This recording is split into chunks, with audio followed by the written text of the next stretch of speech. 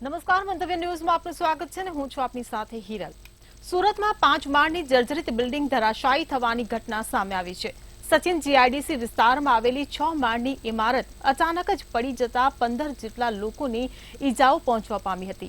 ત્યારે ઘટનાની જાણ થતાં જ ફાયર વિભાગની ટીમ પણ ઘટના સ્થળે પહોંચી ગઈ હતી અને રેસ્ક્યુની કામગીરી હાથ ધરી હતી। જો કે આ ઇમારત 7 વર્ષના જેટલા સમયગાળામાં જ ધરાશાયી થતા હવે તેની ક્વોલિટી સામે પણ સવાલ ઉઠી રહ્યા છે અને પોલીસ પણ ઘટના સ્થળે પહોંચીને આ સમગ્ર મામલે તપાસ હાથ ધરી રહી છે।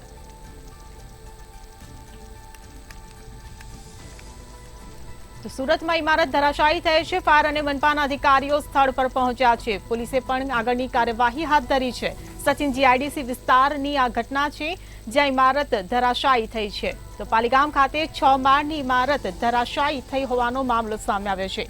7 વર્ષના ઓછા સમયમાં જ ઇમારત જર્જરિત બની હતી।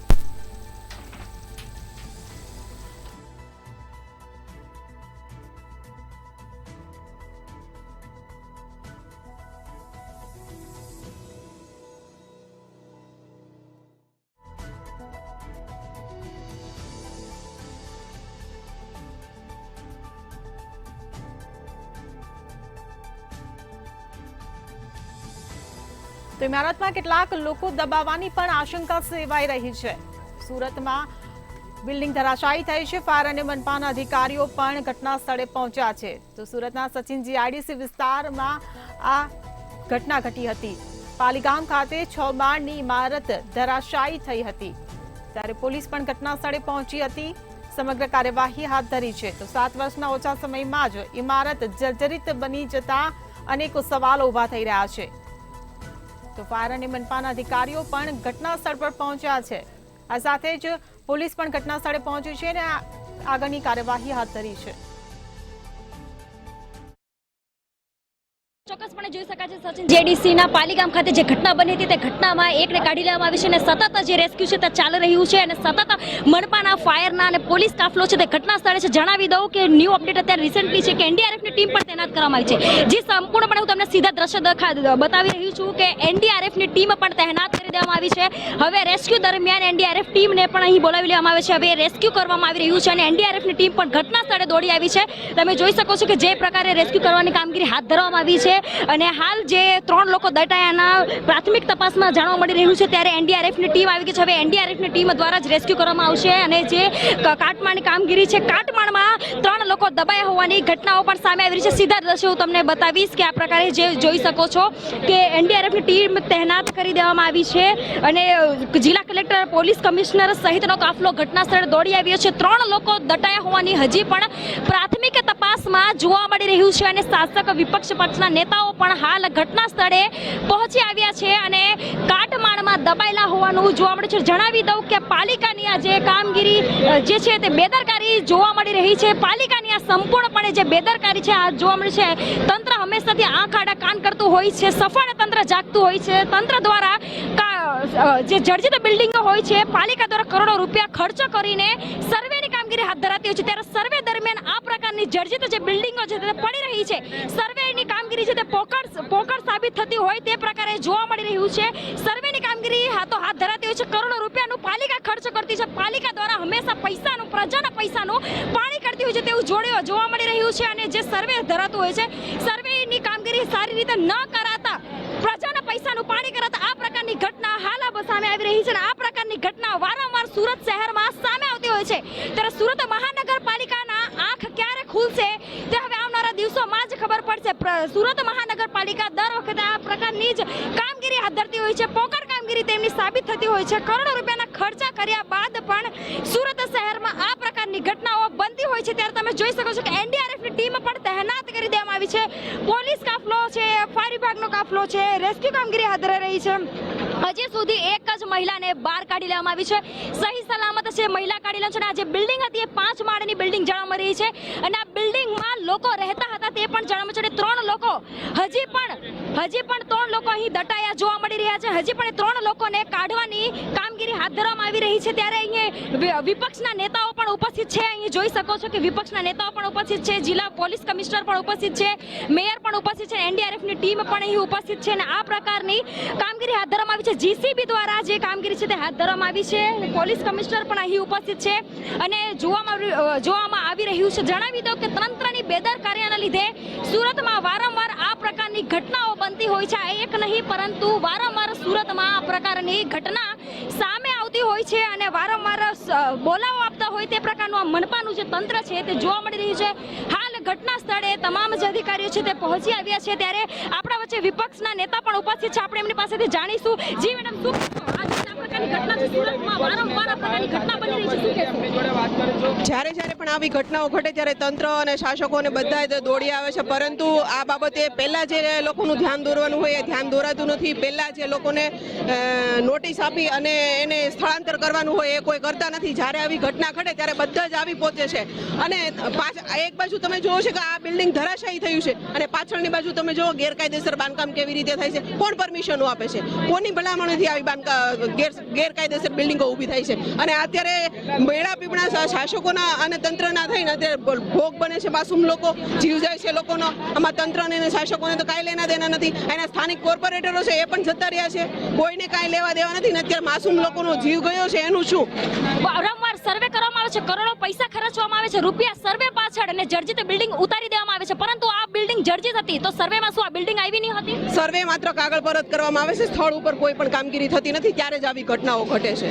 તો જોઈ શકો છો કે માત્ર ને માત્ર કાગળ ઉપર સર્વે થતું હોય તે પ્રમાણના દ્રશ્યો છે. સીધા હું તમને આ દ્રશ્યો બતાવી રહી છું. ઘટના સ્થળથી જ આ સીધા દ્રશ્યો છે કે એક મહિલાને સહી સલામત કાઢી લેવામાં આવી છે, ત્યારે એનડીઆરએફની ટીમ વધુ રેસ્ક્યુ કરવા માટે તૈનાત કરી દેવામાં આવી છે. તંત્રની પોકળ કામગીરી બાબતે જ આ પ્રકારના દ્રશ્યો વારંવાર બનતા હોય છે અને આ પ્રકારની ઘટનાઓ વારંવાર બનતી હોય છે. તમે જોઈ શકો છો કે હું સીધા દ્રશ્યો તમને બતાવી રહી છું. ત્રણ હજી લોકો આમાં દટાયા હોવાની પ્રાથમિક તપાસમાં જાણવા મળી રહ્યું છે. કેમેરા પર્સન સતીશ પાટીલ સાથે પૂજાની સાથે મંતવ્ય ન્યૂઝ સુરત.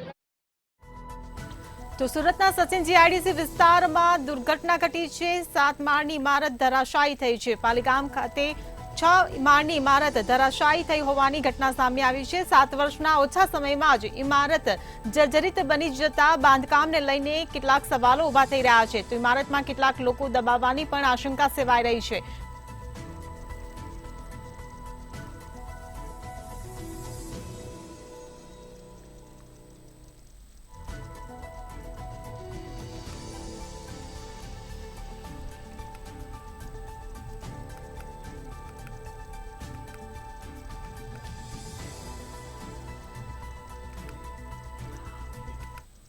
ગુજરાતભરમાં સારો વરસાદ વરસી રહ્યો છે. જુલાઈની શરૂઆતથી જ રાજ્યમાં મોટાભાગના વિસ્તારમાં વરસાદ વરસી રહ્યો છે. ત્યારે હવામાન વિભાગ દ્વારા આગામી 5 દિવસ વરસાદની આગાહી કરવામાં આવી છે.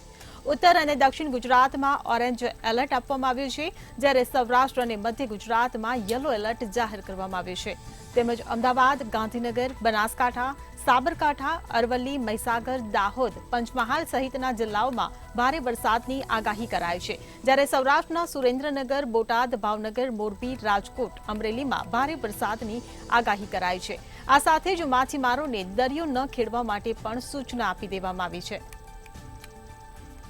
તો રાજ્યમાં આગામી 5 દિવસ વરસાદની આગાહી કરવામાં આવી છે. સૌરાષ્ટ્ર અને મધ્ય ગુજરાતમાં યલો એલર્ટ જાહેર કરવામાં આવ્યું છે. ઉત્તર અને દક્ષિણ ગુજરાતમાં ઓરેન્જ એલર્ટ જાહેર કરવામાં આવ્યું છે. તો માછીમારોને પણ દરિયો ન ખેડવા માટે સૂચના આપવામાં આવી છે. તો બનાસકાંઠા, સાબરકાંઠા, અરવલ્લીમાં વરસાદની આગાહી કરાઈ છે.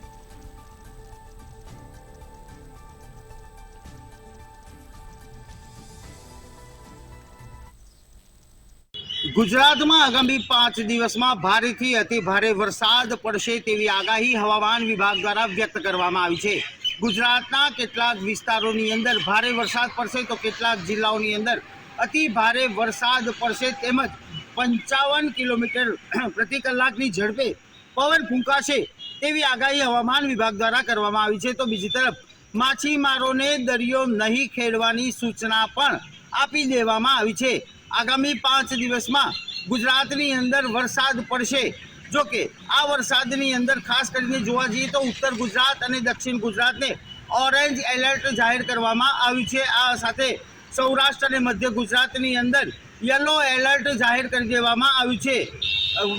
ગુજરાતની જો તબક્કાવાર વાત કરીએ તો બાકીના જિલ્લાઓ જે છે તેમાં ઉત્તર ગુજરાત, દક્ષિણ ગુજરાત અને મધ્ય ગુજરાતના કેટલાક જિલ્લાઓમાં ભારે વરસાદ અને ભારે પવન પડવાની વકી હવામાન વિભાગ તરફથી આપવામાં આવી છે. તો બીજી તરફ સૌરાષ્ટ્ર સહિતના વિસ્તારોની અંદર પણ ભારે પવન સાથે અતિ ભારે વરસાદ પડશે. આ ઉપરાંત ઉત્તર ગુજરાત, બનાસકાંઠા અને પાટણ જિલ્લાઓમાં પણ ભારેથી અતિ ભારે વરસાદ પડશે એવી આગાહી હવામાન વિભાગ તરફથી આપવામાં આવી છે. દક્ષિણ ગુજરાતની વાત કરવા જઈએ તો દક્ષિણ ગુજરાતના વલસાડ જિલ્લા સહિતના જે વિસ્તારો છે તેમાં પણ ભારેથી અતિ ભારે અને ભારે પવન સાથે વરસાદ પડશે તેવી આગાહી હવામાન વિભાગ તરફથી કરવામાં આવી છે. તો હવામાન વિભાગ દ્વારા રાજ્યમાં આગામી 5 દિવસ વરસાદની આગાહી કરવામાં આવી છે. રાજ્યમાં આગામી 5 દિવસ મેઘરાજાની મહેર જોવા મળશે. અનેક વિસ્તારોમાં ગાજવીજ સાથે ભારે વરસાદ વરસશે. તો સૌરાષ્ટ્ર અને મધ્ય ગુજરાતમાં યલો એલર્ટ જાહેર કરવામાં આવ્યું છે.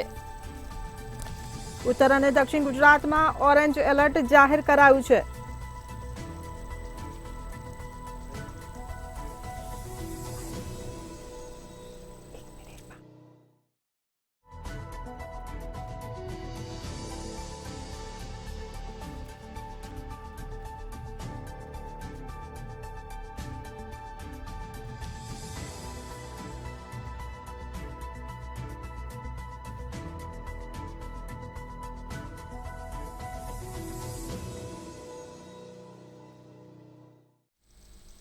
રાજકોટમાં ટીઆરપી અગ્નિકાંડનો મામલો સામે આવ્યો હતો. ત્યારે ગેમ ઝોન અગ્નિકાંડમાં ઝડપાયેલ ટીપીઓ સાગઠિયાને લઈને મોટો ખુલાસો થયો છે.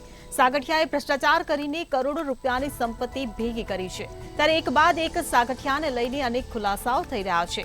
ત્યારે ફરી એકવાર એસીબી તપાસમાં સાગઠિયાને લઈને ખુલાસો સામે આવ્યો છે. તો લાંચના પૈસાથી સોનું ખરીદ્યાની સાગઠિયાએ કબૂલાત કરી છે.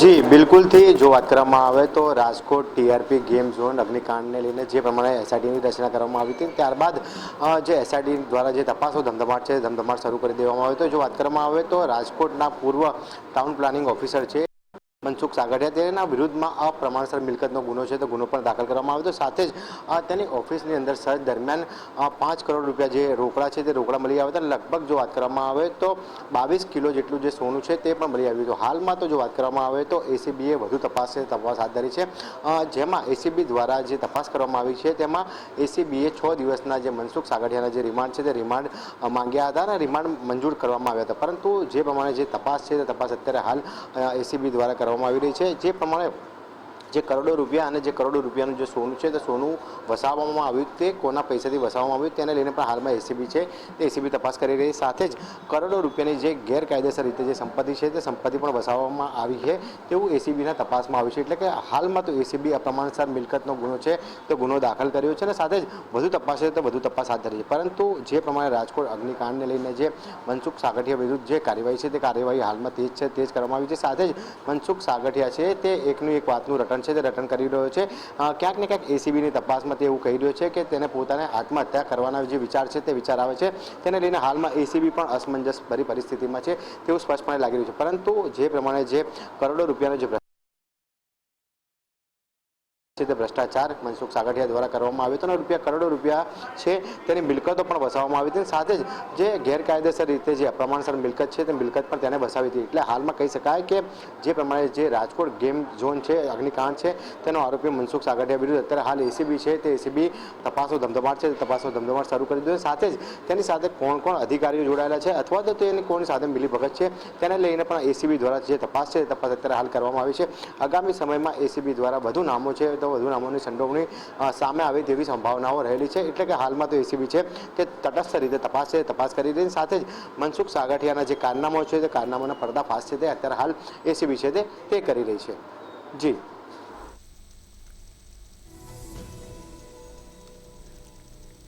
તો સાગઠિયાએ પોલીસ નિવેદનમાં જણાવ્યું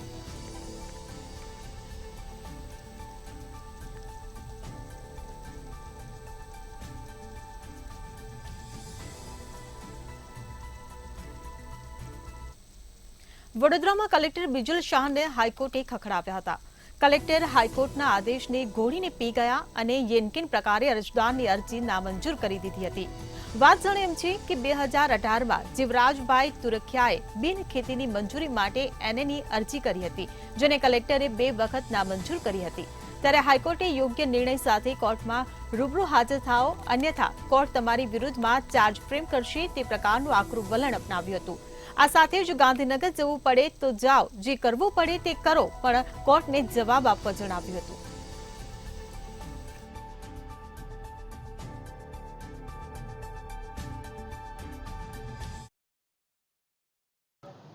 વડોદરા કલેક્ટરની પનોતી બેઠી હોય તેમ લાગે છે. પહેલા વડોદરાના માજલપુર વિધાનસભાના અને ગુજરાત સરકારના સિનિયર ધારાસભ્ય યોગેશ પટેલે ઉઘેડો લીધો અને હવે નામદાર હાઈકોર્ટે વડોદરાના કલેક્ટર બિજલ શાહને ખખડાવ્યા છે અને આદેશ કર્યો છે કે ગાંધીનગર જવું પડે તો ગાંધીનગર જાઓ, પરંતુ જીવન તુરખિયાની જે બિનખેતીનો હુકમ છે એના પર તાત્કાલિક નિર્ણય લો. નામદાર હાઈકોર્ટે બિજલ શાહને ખખડાવ્યા છે, કારણ કે 5 વર્ષમાં તો સરકાર બદલાઈ જાય છે, પરંતુ બિજલ શાહની ત્યાંથી 2018ની ફાઇલને મંજૂરી ના મળતા જીવન તુરખિયા નામદાર હાઈકોર્ટના દ્વાર ખખડાવ્યા હતા અને નામદાર હાઈકોર્ટે બિજલ શાહ પર લાલ આંખ કરતા કહ્યું છે કે તાત્કાલિક આ કેસનો નિકાલ લાવો, ગાંધીનગર જવું પડે તો ગાંધીનગર જાઓ અને સચિવાલય કક્ષાએ તાત્કાલિક મીટિંગ બોલાવી અને ત્યાં બિજલ શાહને પણ હાજર રાખ્યા હતા. હવે બિજલ શાહ જવાબ લઈને હાઈકોર્ટના સરને પહોંચશે. ત્યારે આજે સંસ્કારી નગરીમાં એક જ ચર્ચા છે, બિજલ શાહ હોય કે ગોળ હોય, કલેક્ટર વડોદરામાં માત્ર ને માત્ર બિન ખેડૂતને ખેડૂતના દાખલા આપવા તેમજ બિન ખેતીમાં કરોડોનો ભ્રષ્ટાચાર કરવા જ આવતા હોય તેમ જણાય છે. નાગરિકોને આજે પણ હાલાકી પડી રહી છે. સાચા ખેડૂતને ખેડૂતનો દાખલો નથી મળતો અને ખોટા ખેડૂતોને લીલા લે છે, કારણ કે બિજલ શાહ આના માટે જાણીતા છે અને એટલે જ સિનિયર ધારાસભ્ય યોગેશ પટેલે કાગળ લખી અને 7 દિવસમાં માહિતી માગી હતી, પરંતુ યોગેશભાઈનું પણ હવે સમાધાન થઈ ગયું હોય તેમ યોગેશભાઈ જે ભોલેના ભક્ત છે તેમને પોતાની તીસરી આંખ બંધ કરી દીધી છે. એટલે બિજલ શાહ ને તેમના અધિકારીઓ આજે પણ વડોદરા શહેરમાં એને હોય કે ખોટા ખેડૂતના દાખલામાં ગોરખ ધંધા ચલાવે છે તેવું કલેક્ટર કચેરીમાં ચર્ચા પણ છે અને બિજલ શાહનો દલાલ આજે પણ લીલા લહેર કરી રહ્યો છે તેવું કલેક્ટર કચેરીના પટાવાલા કહી રહ્યા છે. તો વડોદરા કલેક્ટરને હાઈકોર્ટે ખખડાવ્યા. કલેક્ટર બિજલ શાહને હાઈકોર્ટે ઝાટકણી કાઢી છે કે તેની જમીન બિનખેતી માટે એને કરવામાં વિલંબ કરવાને કારણે હાઈકોર્ટે બિજલ શાહને ખખડાવ્યા હતા. તો ખેડૂત અરજદારે હાઈકોર્ટમાં પિટિશન દાખલ કરી હતી, જેની પર સુનાવણી હાથ ધરાઈ રહી છે.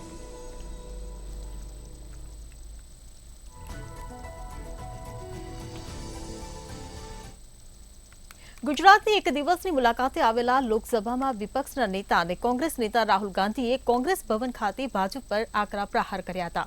તેમણે કાર્યકરોને સંબોધન કરતા જણાવ્યું હતું કે કોંગ્રેસ પક્ષની આત્મા ગુજરાતમાં ભાજપને હરાવશે. જે રીતે અયોધ્યામાં હાર્યા છે તે રીતે ભાજપ ગુજરાતમાં હારશે.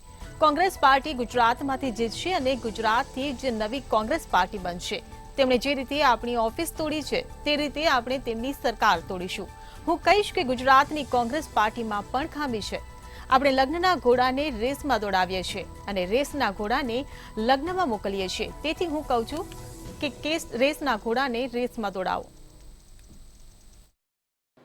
જે પ્રમાણે કોંગ્રેસ કાર્યાલય ઉપર જે હુમલો કરવામાં આવ્યો અને સાથે જે તોડફોડ કરવામાં આવી, વિશ્વ હિન્દુ પરિષદ દ્વારા તોડફોડ કરવામાં, ત્યારબાદ બીજા દિવસે તેના જે રાજકીય જે પથ્થરમારો છે તે કોંગ્રેસ કાર્યાલયની બહાર થયો, જેની અંદર 5 થી 6 જેટલા જે કોંગ્રેસી કાર્યકર્તા છે તેને પોલીસ ફરિયાદને થતા આરોપી કરીને તેઓને જેલ ભેગા કરવામાં આવ્યા હતા. આ મામલાને લઈને કોંગ્રેસે આ મુદ્દો ઉઠાવ્યો અને સાથે સાથે પોલીસ કોંગ્રેસની ફરિયાદ ના લે તેઓના આક્ષેપ કરતા 6 તારીખે રાહુલ ગાંધી ને આમંત્રણ આપ્યું હતું, જેના ભાગરૂપે રાહુલ ગાંધી છે તે આજે એક દિવસના ગુજરાતના પ્રવાસે આવ્યા હતા. ત્યારે તેમણે જે અલગ અલગ જે પીડિતો છે, ખાસ કરીને રાજ્યની અંદર જે મોટી દુર્ઘટનાઓની થયેલી તેના પીડિતો છે તેની સાથે મુલાકાત કરી હતી, જેની અંદર મોરબીનો બ્રિજ હતો, તક્ષશિલા કાંડ હતો, સાથે જ ટીઆરપી મોલ અને હરણી કાંડની અંદર જે મૃત્યુ પામેલા લોકો છે તેના પરિવારજનોને સાંત્વના પાઠવી, સાથે જ કોંગ્રેસ તેઓની સાથે ખભે ખભે મિલાવીને દરેક ન્યાયિક લડાઈમાં સાથે હોવાની વાત કરી હતી. આ સાથે જ રાહુલ ગાંધીએ જે પ્રમાણે પોતાના જે કાર્યકરો છે તેની સાથે પણ સંવાદ કર્યો હતો અને સાથે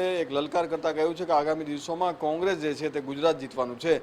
50% લોકોને આ માટે વિશ્વાસ છે અને 50% લોકોમાં જે વિશ્વાસ નથી, પરંતુ તમારે કરી બતાવવાનું છે કે આગામી દિવસોમાં આપણે જે ગુજરાતને જીતી શકીએ છીએ. જે પ્રમાણે નરેન્દ્ર મોદીએ જે કામગીરી કરી છે અને ખાસ કરીને જે લોકો જે તેનાથી નાખુશ છે, ત્યારે આપણી પાસે એક ચાન્સ છે કે આપણે આગામી દિવસોમાં ગુજરાતને પણ જીતી શકશું. આ રીતની વાત જે છે તે રાહુલ ગાંધીએ કરી છે. આ સાથે તેમણે કોંગ્રેસના જે જૂના કાર્યકર્તાઓ છે તેઓને પણ જે ટોણો મારતા કહ્યું છે કે કોંગ્રેસની અંદર બે પ્રકારના જે લોકો છે, જેની અંદર એક જે રેસનો ઘોડો છે, બાકી જે લગ્નનો ઘોડો છે.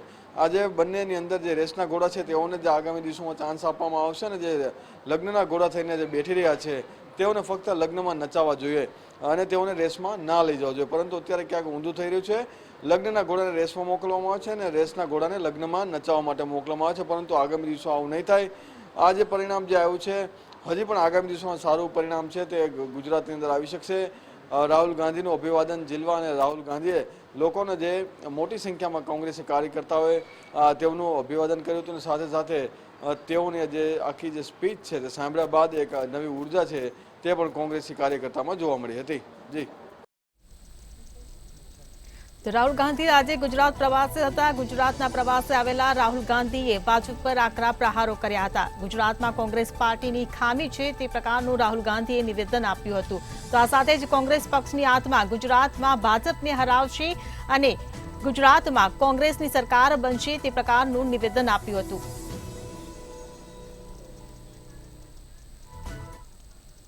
તો હાલ સિટી લાઈવમાં બસ આટલું જ. વધુ સમાચાર માટે જોતા રહો મંતવ્ય ન્યૂઝ. નમસ્કાર.